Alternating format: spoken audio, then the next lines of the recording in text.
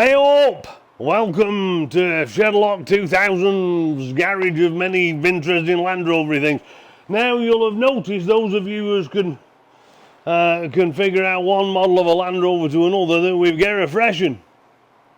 And I haven't got a name for this chap yet because I only just picked him up, but this is a 2010 Range Rover supercharged, 5 litre supercharged. It's actually an autobiography, but to be honest, it's less spec than Hastings was, and I'm not actually quite sure why. I'll discuss that in a bit, but anyway, the time has come for the D5 to disappear, I think, and there are a number of reasons for this. Firstly, the current economic climate in Berta and the current provincial disposition towards academic sort of work, sort of the kinds of stuff that I do, teaching post-secondary educations, has been very poor, and the situation's not very good. I've been laid off from one of the institutions that I taught at, and current crises in that sort of hiring and firing kind of thing have been pretty pernicious across the province, really. In fact, our university here is currently on strike. The faculty are on strike, and I have to tell you, I don't like talking about politics much, but I have to tell you that if you've got academics and faculty that are on strike, you know, you've got a bigger problem provincially, you know. So because of reduced income and because I've got to concentrate on my PhD, and so I can't take on jobs like that big roofing contract that I had for a while and other such things, I've been sort of stuck trying to reduce costs, because it's unclear how long it'll be before the provincial government decide to actually start putting money back into post-secondary institutions. But anyway, so the D5 constitutes quite a chunk of cash, and I'm going to put that back into the bank, and that'll help support the family a little bit more over the next year while I finish up this PhD, if I can finish up this PhD. Any road, where does that leave us? Well, that leaves us with me trying to find a cheaper option to run than the D5. And that's a bit complicated, because one of the reasons I bought the D5 was because the fuel economy was quite a lot less than running something like this, and certainly running its Defender, which was all the money on the planet in terms of fuel economy. Now, I picked this up from an auction, and I'm not a big fan of auctions because, well, a long while ago, back home, back in Blighty, it was drilled into me that out that found its way into an auction were there in virtue of the fact that nobody wanted it and there was something major wrong with it. And this, according to the declaration that the auction house made, has got an engine noise, but I can't find it, so I don't know what problem is with it, and that bothers me a bit, really, because if there is an engine noise, I can fix it, but if there's meant to be an engine noise and I can't find the engine noise, then I'm not actually sure what might be wrong with it. And that makes me a bit sort of hesitant, really, about which direction go and whether or not trust it, you know, usual kinds of drama. Now, this is the 5 litre supercharged, and there's a lot of noise on forums about how unreliable they are. And I've had a 4.4, the earlier AJV8, of which the 4.2 is a sort of a supercharged version. And to be frank, that was an absolute nightmare. It was a drama from the beginning to end. It was in an LR3, and I ended up spending $25,000 on that vehicle trying to just keep it on road. It was an absolute nightmare. But Hastings, which you all never saw, my 2011 model year 2011 Range Rover supercharged, that had a 5 litre V8 in it, and that, I think I put a water pump on it, and I think that was about the only thing I ever did to it in terms of engine work in 700,000 kilometres. So I am mindful of the fact that, broadly speaking, the 5 litres are generally considered to be less reliable than the 4.4s or 4.2s, but I can't tell you why, because my personal experience other road round. Now they do suffer from valve chain guide issues, and there's a big, on the front of the engine there's a big slipper plate, and I'm drawing it in there over here, look, and there's two slipper plates, and as the valve chains run along to front crank up to valves, there's these guides, and the guides wear poorly because they were made out of plastic, and Land Rover's insistence on a 10,000 kilometre oil change meant that they wore very quickly. And generally speaking, any timing, any noise on engine is usually either that or pulley. There's a supercharger on top there. I'm waving at it, see you. There's a connector, like there's a bush and a drive shaft basically where it is, and it comes from the pulley, and it wears badly, and so you get a bit of clunking there, and you get a rattling from the chain if it's the chain. And there's a fan on the front here like there is on all cars, and the fan pulley has a viscousy kind of coupling thing, and for some reason or other when they're on the way out they tend to click, or tick might be a better way of describing it. And I'll show you in a minute when it's running, but there's none of those noises, so if there is an internal noise I'm a bit sort of lost as to what it might be. But anyway, that's how I picked it up. And because it was at an auction, I didn't pay very much money for it. I paid 12.5 grand for it, which isn't all the money on the planet for something that's only got 130,000 kilometres on it. Although it is sort of getting on for being 12 years old now. But it looks fairly tidy, doesn't it? I mean, you can't really see it. I did inherit a couple of the usual kinds of dramas with it. One of the things that we picked up was the driver's seat heater unit. The Peltier unit's given up, and I imagine that the plastic cowl that goes around the back of it, and they usually split at the bottom, so I imagine that's gone. So I'll change one of them, and of course it hasn't got a roof rack on, so I've got to put one of those on. And the other thing that's broken on it is the parking sensors, and I'm not actually sure what problem with them is. It says it's lost communications to the parking control module. And I've got a U-code, I'll flash it up for you now. Now, I don't really use parking sensors very much, but you might have figured out that I'm the kind of bloke that's a bit upset when I get fault codes that I can't fix. And so the fact that they don't work will irritate me, and I've got to make it work. I never use them, I've never used parking sensors in my life, I don't think. But so that's the plan. I've got to try and fix that. I've got to try and fix the heated seat unit. I've got to try and figure out if there is actually something wrong with the engine. I don't think there is, but anyway, we'll just see. And then we'll see what else there is on the car to look at. By the time I get it up on ramps, I'm going to take it off of my pal's cams. We'll get it up on ramp, and we'll see if there's any plain control arms. There's usually a bit of plain control arms, and the drive shaft boots tend to fail on them and all for some reason or other.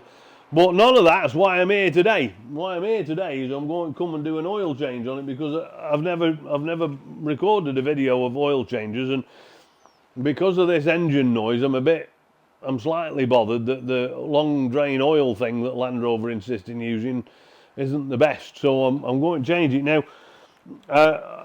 Because I've only got this vehicle because it's new to me, and because I don't know the history of it, I'm going to throw a Fram filter in it. Now, you know that I don't really like doing this. I always put in OEM filters, but Fram are actually good filters, and I'm going to throw this one in, and I'm going to run it for probably about 1,000 kilometres, and then I'm going to dump it, because the only reason I'm putting the oil in is just to run it around the engine, flush it out, basically, that's it. And because of that, I'm not going to use genuine OEM oil, because I'm only going to dump it after 1,000 kilometres. I'm going to use this stuff. Now, this stuff does meet the Ford requirements. This is this engine's an AJV8, obviously, but the engine requirements stipulated by the Castrol GTX, what do they call it? Something Pro. Professional, Edge Professional, Castrol Edge Professional. Now, the oil that Land Rover expect you to use, that Edge Professional, is very expensive, but this Mobil 1 Extended Performance is a synthetic which meets those grades. So I'll drop this in for 1,000 kilometres and then I'll whip it out again, and then I'll drop in OEM filters and OEM oil, because that's the way I work. So that's the plan for today. I'm going to drop this in. We might have a look to pull these air filters as well, just to see how they're doing. I did throw a new battery on. One of the things that happened when I picked it up was I picked it up in Calgary, which is a bit away, and I was slightly worried when I went up to have a look at it. I was slightly worried that the lights kept coming on and they wouldn't go off, and there were some charging issues, but all of these codes tend to crop up as a function of low battery power, and so I was kind of knew that there would be an issue. But so I asked them if they wouldn't mind putting the battery on charge overnight for me, which they did very kindly, but they put it on 12 amp charge all night and it boiled battery dry. And so when we started the car, the whole thing was smelling, and there was, what do they call it, hydrogen sulfide all over the shop, and bits of hydrochloric sulfuric acid and what have you bubbling away, and water and all sorts, and it were buggered, it were fried. And by the time I started the car and drove it sort of down the road to, I met my pal Kevin. Shout out to Kevin Kim, he's a top banana, is Kevin, he's a good lad. And actually there's the story. I'm going to wax lyrical now. I'm going to start pulling the engine apart, but I'm not going to. I'm going to tell you a story about Kevin. Now, Kevin's a nice bloke. I bumped into him at Radium, the chalets at Radium, and Radium's a place over BC, it's up yonder, and they've got one of those what do they call them, those hot spring things, and it was a grand spot. Any road, Taryn and I a couple of years ago, actually many years ago, were staying up there with Pan Lids, I think, and we'd gone up, and in the morning we'd come back from the morning's wander around village and parked up, and right at this Radium Chalets was a black Range Rover, just like Hastings, and it was a bloke called Kevin, and I wandered over to him, and we got, you know how Landrover folk are, and so we got chatted. And any road, when I sold Hastings, Kevin's got a couple of Range Rovers, and I sold him all bits, tyres and wheels and things I'd got in stock and all that kind of stuff, because of course I'd moved to Defender and I didn't need them. So anyway, Kevin took them, and we've sort of kept in contact, really. He sort of lives in Calgary, but he bats about a bit between Vancouver and Winnipeg and all these other sorts of things. And any road, while I was up in Calgary picking this up, met Kevin up there, and Kevin was very kindly able to find a bloke who swapped battery for me. I had thought about taking my tools with me. You know what thought did, followed them up cart and thought it were a wedding. Anyway, I thought I took tools with me, but when I come up there, there's a thing on these. If you change battery, you need a Torx, a security Torx. I think it's a T30, but it might be a T25. Anyway, you need one of them to get battery out, and I've ordered a battery down here which I slapped it back, but I didn't have the security Torx with me, and they are a bit of a bear to change. So any road, Kevin managed to find a pal of his that had changed it for me, and he did, which solved me a lot of drama, because it very nearly exploded. It got that hot that the battery sort of nearly melted at bottom a bit, and all manner of steam and stuff coming out of it, and it was well over 100 degrees. When bloke changed it, it was a bit of a serious issue. It could have gone up in flames, really, but anyway, that's another story. So thanks to Kevin for helping me out and sorting battery. So I have swapped battery on it, and since then all the weird codes, and it had a lot, all the weird codes have sort of disappeared, because of course them codes were really battery related, under power, under charging things, but the things that remain are the seats and the powered sensor, parking sensors. Anyway, so that's what we'll do. I'm going to put camera up, and then I'll show you how to change the oil on a supercharged 5 litre, and it's the same if you have the supercharged as the non-supercharged for them of you that got HSEs of Oaks. But anyway, let's get cracking. So here you are, look, V8 supercharged. Now this is not an excellent cover really, because just like it was on the Defenders and the Discovery, there's these little pimples that fit into these cups here you can see, and they're sort of meant to push down, but they're not terribly good, and it vibrates around a lot. Now, I don't know if you can see this, but right at the back there's meant to be 2 more of them, and of course gone missing over the years, unless they're still sat up there. Oh, why they are, they're fastened up here, you can't just see them, but they're fastened on the bottom of the back of the engine, on top of the supercharger. And you can see here we've had Misas again, look. So common sort of thing is this, just recently in North, well, certainly in Alberta. Defender, our Finn had them as well, and ate all of the stuff. But any road, you can see the little mouse house here, look. Name ices in, no name ices. So we'll just move that out of the road. And then what you're left with here is the filter housing, which is located here. And inside that is the engine oil filter. And then this is the bit to which you connect the vacuum pump to. First job is to get that on, the way I do it, the first job is to release this. Now, on older engines, there used to be sealed system. They used to not be quite as sealed, but with these newer engines, they're much better connected and everything's a tighter fit. So when you release this filter housing, you let it draw air, and that allows the oil to drop into the sump, and then you can pump it out a bit. Now, you can't tell obviously because he's on a camera, but I did run this up in the shop into normal operating temperature, and that allows the oil to become thinner and to pump out easier. So let me get my tools for that, and we'll pull the filter housing, and then we know where we are. I have to say that this isn't the best fit on here. It is the right tool for the job, but it's never been a very good fit, and you can see it's not a very high quality one because it's already starting to bend here, and I don't give them much pain. So this is a 90mm with 15 sides on it. It's not a genuine Landrover one, but it fits just on the top. It's basically like a large socket, as you can probably just see from the kind of edges that it's got. Like 15 of them, and it's, as I said, 90mm. And so it fits onto this filter housing like that, and it's a relatively good fit, but not the best fit. Anyway, I always use a bit of an extension because it's just a little easier to get to it, and they shouldn't be very tight. They should sort of be just a bit more than hand tight really, but they are. It's not like spinning on a filter. The filter's contained within it, so the seals should be fitted. There should be a seal on the bottom of this filter housing. I'll just pull that off there so I don't break the thing.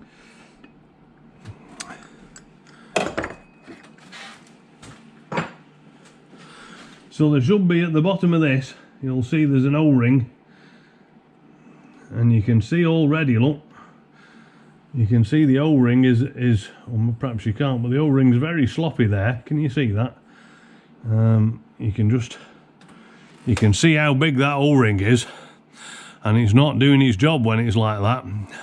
And so this is one of the reasons that these long drain oils, like, they have the downsides, and the downside is that things start to stretch and leak and all the rest of it. This is a Marla filter, so this is a genuine OEM filter, and so the filter's right, but you can see it's black and very dirty. The oil is not bad, but it's not the best, as it could be better. I've said this before, whenever you start fiddling about with these vehicles, always bear in mind that what you're trying to do is keep your eye open for things that are not right, and those, like, doing that helps you to avoid dramas later on when something starts to rub through and you've got lots of drama. And what I've done here, what I can see here straight away, is that this pipe here, which is part of some sort of vacuum system, is sat outside of its little shroud, and there's a place for it, look, sitting there. So I'm just going to pop that back in. Now the cover that fits on that, if I'd have left that, it would have ended up, actually it might be part of the fuel system, that, but anyway, whatever it is, it would have ended up rubbing through that, and that would have caused some drama. So whenever you do have the covers off, whenever you start doing anything on the engine, do make sure you have a look around just to make sure that there's nothing rubbing and everything's in the right place and things aren't catching, because it'll save you in the long run. Right, now what we do is we just take this cap off here, and the system's all open now. These caps are tighter than they need to be, really. There's nothing in the top here, so there's no back in the old day when you used to pull off oil cap, well, you used to have a bunch of gunk in here that was generally a function of condensation and other such things, but this one looks all right. There's no bubbling or foaming or anything at the top, so that's a good sign, isn't it? Anyway, inside this tube, inside this filler bung, you've got a like a tube that you can, I don't know whether you'll just be able to see that from the video, but you've got a little bit of a tube here, and this is what I have created, this little rubber attachment unit to here. So I just shove that on there. I'll have to move the step ladder a bit closer, and then you just suck it out basically, and the oil comes straight out of the engine. That pipe that I pointed out that I've fastened this on, that pipe goes all the way down into the bottom of the engine, and when it gets there, it sort of, there's just a little bit of a gap big enough for it to suck the fluid out. I'm just mopping up a bit of a spillage here.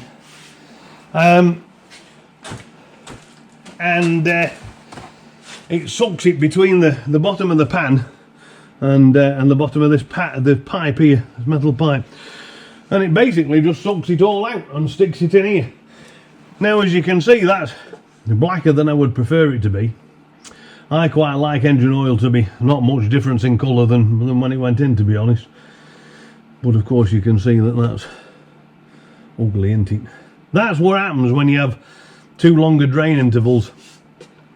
This vehicle, I happen to know the people in Calgary at all of the Landrover dealerships, and so I was able to pull some favours to see if anybody had serviced it, and it was originally a BC vehicle, but it has been serviced in Calgary ever since it were new, and it's been serviced at Landrover service centres, Landrover, dealers, and of course they only do the minimal Landrover warranty, the minimal Landrover interval service, which is about 10,000 kilometres, I think.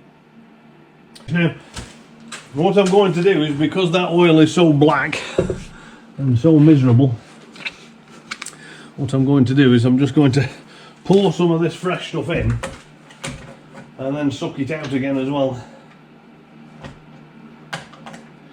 sort of like a bit of a rinse,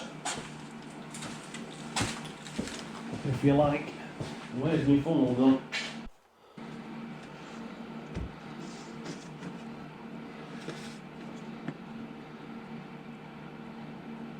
Now this is it's the same oil, but it's just in a smaller container. This is Mobil One's, what do they call it, extended performance stuff, and I got that on sale at Canadian Tire for not lots of money. I think I paid, and you can see how quickly it comes straight out.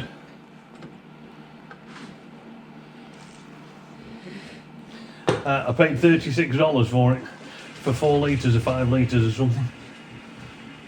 I'm just going to bob a bit more in.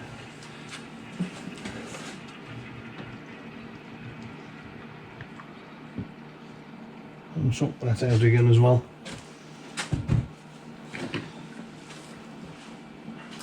That'll just allow, adding that little bit of extra oil will just allow the dirtier old oil in the bottom of the pan to sort of mix with the fresh oil, and it'll just allow me to suck some of the remaining stuff out. It is a bit of a waste because it's all lost, of course, but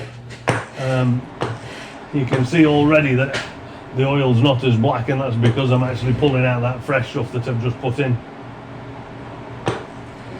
and that makes me feel a bit better about getting all the old stuff out. Now it's gone that colour because it's full of air, You can see it's washed the pipe out as well.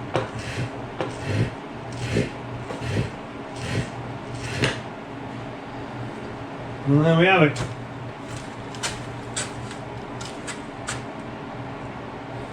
Now I've written this down on my wall here that the L322 takes 7.8 litres, and I think these are 4.73 litres, so not quite two of these is enough, if that makes sense. It's a bit complicated to gauge because there's no dipstick, and the dipstick's inside the cab, and it takes about, on the dashboard, it takes about 10 minutes or 15 minutes to reset, so it's always helpful if you can calculate properly how much oil you're putting in. And so there are marks on the side of these containers. So on this side you have litres, and then on this side you've got quarts. So 1, 2, 3, 4, and then sort of 0.8, which is handy. So if we use this is 4.8, and then if we use 4 out of that, we'll be spot on. And so the way I'm going to do that is I'm just going to pour out of this one into this one, so that the level is bang on 4 litres, which is on that side, so it should be roughly on that mark here. And for the camera, what I'm talking about is this mark here. So when you've got this level, I'm just going to pour the overage out into that spare one, which is why I have that bottle, and then 4.8 in this and 4 in this is 8.8, and so if we poured out only 3 instead of 4, we'd have the right amount of litrage. And then we know that we're somewhere like out of this now. If we pour 3 litres out of the 4 litres, I'll just move this out of the way. Or 3 litres out of the 4 litres in there.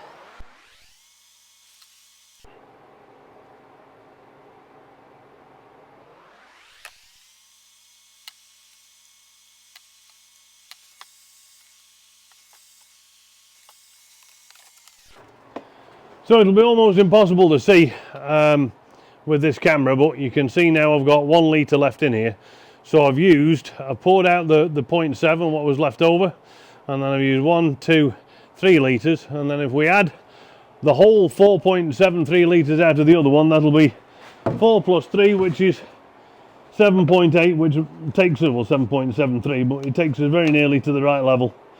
And then we know that we're somewhere like, and after that, of course, it's quite simple to check from the inside that you've got the requisite level of oil through the digital gauge, and then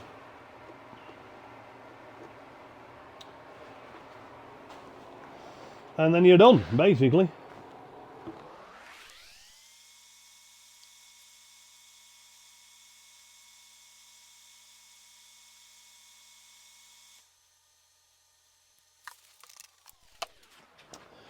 And there we go. Now that extended performance oil is fully synthetic. I'll let that pour in there and I'll show you. So this is the advanced full synthetic. It says protects up to 25,000 kilometers, but I'll be taking this out very shortly because, as I mentioned to you, I'm only using it really as an engine cleaner, really, rather than anything else. And it does meet the requisite. I don't know whether you'll see this with the light reflecting on the thing, but this meets the requirements that are laid down by Landrover, really, for this engine. There is a distinction, I should mention this, if you are using the Castrol Edge. There is a difference between the Castrol Edge and the Castrol Edge Professional. I don't know what it is because I'm not an oil boffin, but there is a difference, and there's a reason that you have to use the Edge Professional in the Land Rovers and not the regular stuff, which is available from many other places. Now, this is the Marla filter, which is a genuine Land Rover filter, and you can see how black and sort of miserable it is here. And of note are the 2 O-rings on the top. These 2 O-rings affect the seal on the inside of here, and it's important to make sure that the new filter has them. In addition, you can see I'll show you this. You can see how warped this O-ring is here. This O-ring seals the outside of this and stops the oil pumping out or drawing air in, and you can see that it's got too hot and stretched, so this will need to be taken off as well, as well as the filter and the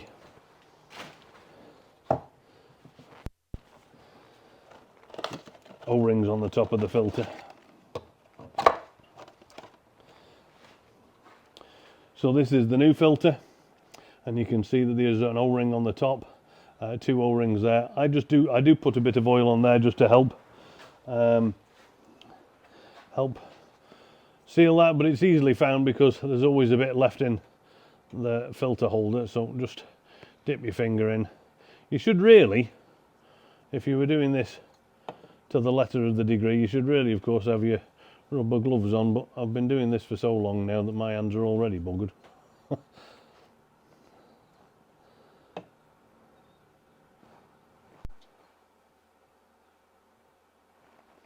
Right, so that's that, and then this filter just clips on the, you can't really see, but there's sort of four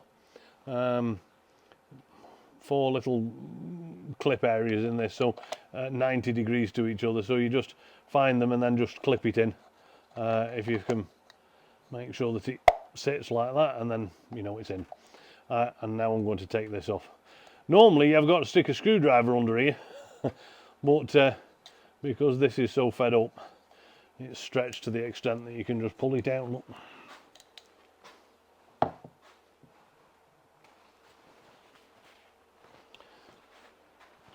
And I'm just going to give that a bit of a wipe to make sure there's no grit in there.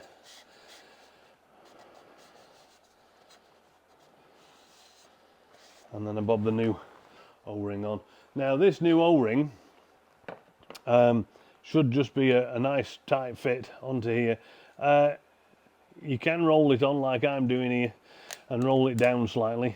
It's beneficial to try and be mindful not to stretch the thing too far, or to catch it on. There's 2 little sharp bits where the threads start. Because the oil is in these threads here, by the time you've rolled it over, there's just enough here to cover it, and then I just clean the cap and screw this in. Looks like I'm going to lose the light imminently. And then basically that's it. Screw this back on here.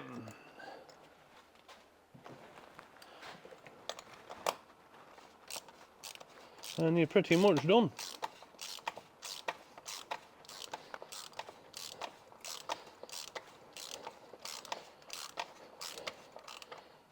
Just a little nip. No great amount of force required. And then take this off out of here. Thread that back on there. And that is your oil change done. Simple as that, really. Right, so the way that checks oil level, because they're under a dipstick, is you've got to use this OK button. So with the ignition on, it doesn't matter whether the door's open or anything, but the ignition's got to be on and no engine running. And then you can use this OK button here. And as you go through the menus, you'll see that the service menu is engaged at the bottom here, is available, and it isn't when engine's running. So you press service menu, and then you go down to oil display, and you'll see here that well, it's full. You can see there's a little yellow thing, and it says it's at maximum and it's full, and that's good. So that's basically it. If it were over full, you'll see when it's over full, and if it's under full, you'll see when it's under full.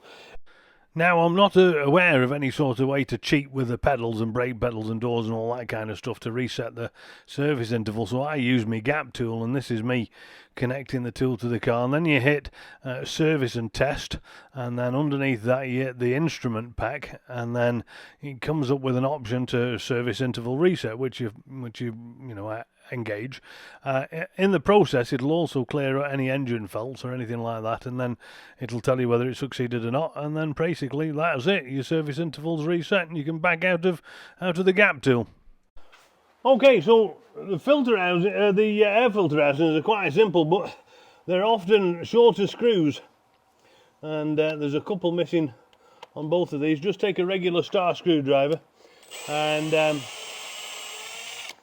just undo the screws. It is important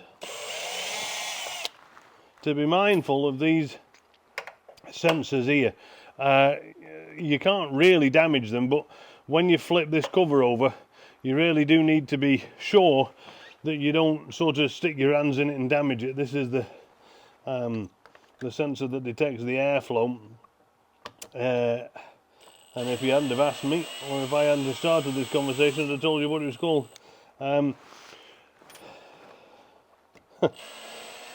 Anyway, you need to be careful not to damage that sensor. There are some people recommending that you clean them in order to help produce MAF sensor, mass airflow sensor. There are some people recommending that you clean them, but personally I don't think that's a good idea. This filter isn't terrible. As you can see, it's a little dark and there's some bugs in there.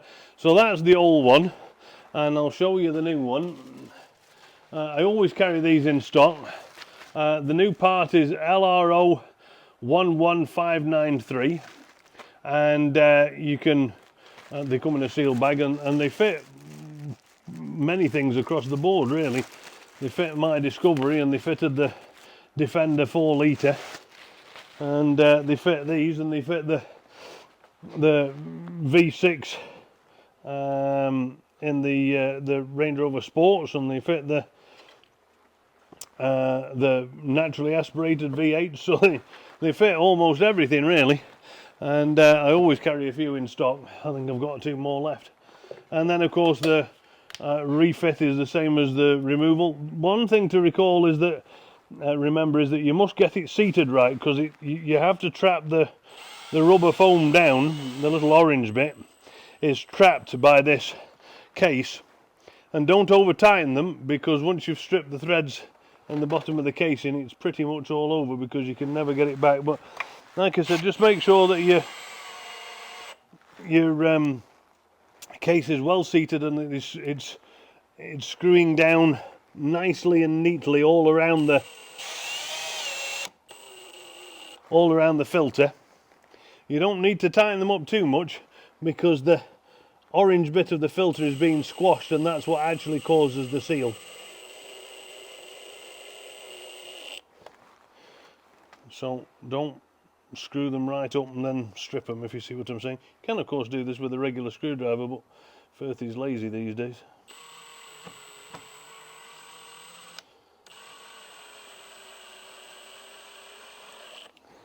And there are 2 of them, so you have to do this one and that one. I've done that one already, and I was just going to record this one so you know the score, but and there you go, that's that.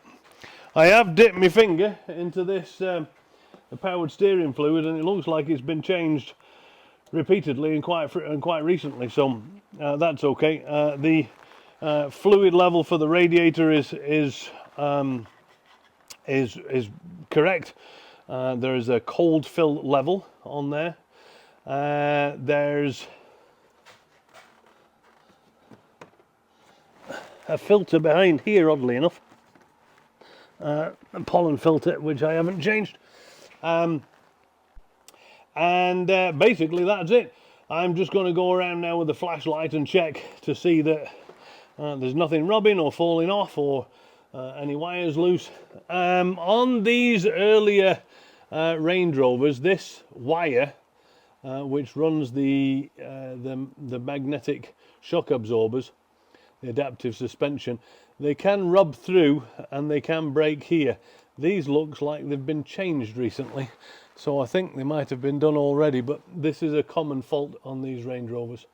And then of course your brake fluid is back up here, and I've dipped my finger in that as well, and that's been recently changed. So oddly enough, there has been a large number of updates to this recently. You can see here, look, these have come out of the keepers, so I'm just going to pop those. There has been a large number of oil changes recently, and like I said, this does have the full service history, but I'm going to fire it up in a minute, and you'll get to listen to it running, and we'll see if we can find any noises from the engine. Now I've just taken my mic off here because I'm going to hold it over the engine so you can hear or not hear what the story is. Like I mentioned before, there are only a couple of noise related issues generated by this engine. One of them is the valve chain tensioners. The other one is this supercharger coupler, which runs out of the supercharger and connects it to the front pulley, which is down here somewhere. And the other one is this fan at the front, which clicks. Now you can hear that it's a little noisy now. It's settled down. I'll just hold the mic over and you can hear.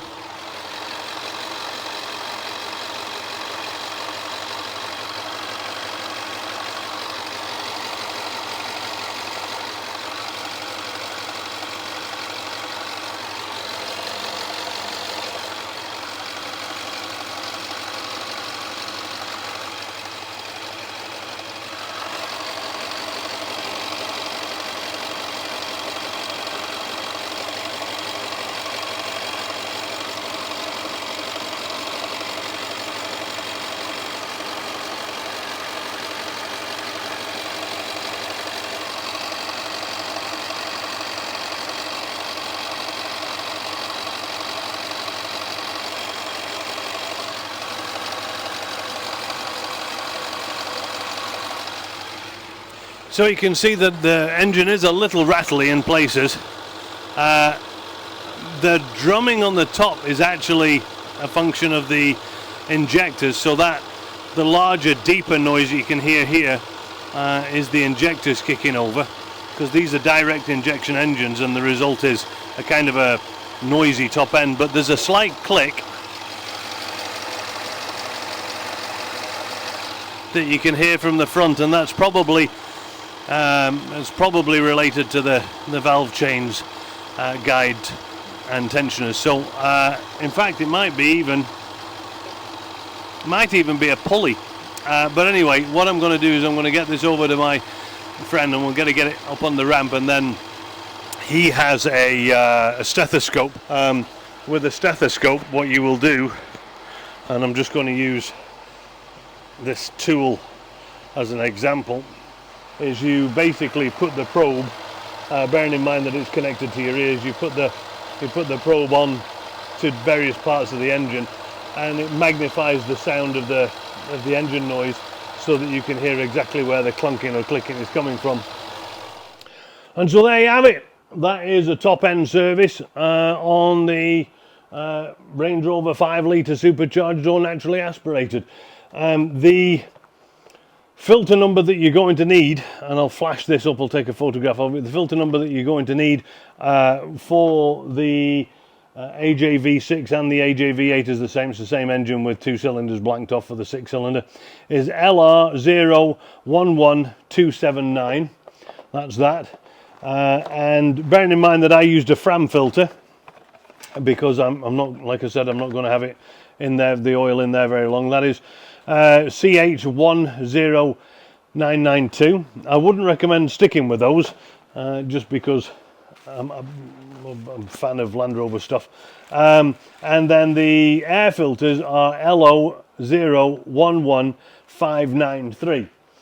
Now the oil you will need is the Castrol Edge Professional 0 or 520s, depending upon your location. Installing 0W20s will make it a little bit noisier than the 5W20s, but it's minus many outside.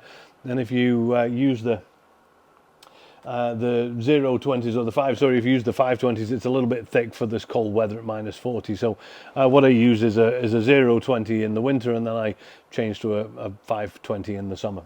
And that's that. And basically, that's all there is to it. I'll diagnose this noise. It might be nothing. It might just be standard sort of injector noise, or like a bit of a sort of rattly pulley. Otherwise, it might be more serious, and we'll cross that bridge when we come to it. I am going to do another couple of videos because I've got a lot going on with this. I'm going to change the the headlight bulbs into something a little bit more powerful and a little brighter. In fact, I've got those here. What I'm installing is the Osram Night Breaker Laser Zenarc. I don't know what the difference with those is, but anyway, that's what these are. And these are just regular dipped beam running lights, and then I've got some LEDs for the high beams. I've also got some from Powerful UK. I've got some front fog lights coming, as well as some interior lights, because I like everything to be LED to save the battery life. And then basically that's it. I will diagnose this noise and might have to do an engine strip down. That'll be exciting, won't it? That'll be more than an hour video involved in that. But anyway, there you go. Thank you very much for tuning in. If you've got any questions, please do feel free to ask them in the comments. Do like and subscribe to the video, and we'll take it from there. Thanks a lot. See you next time. Cheerio.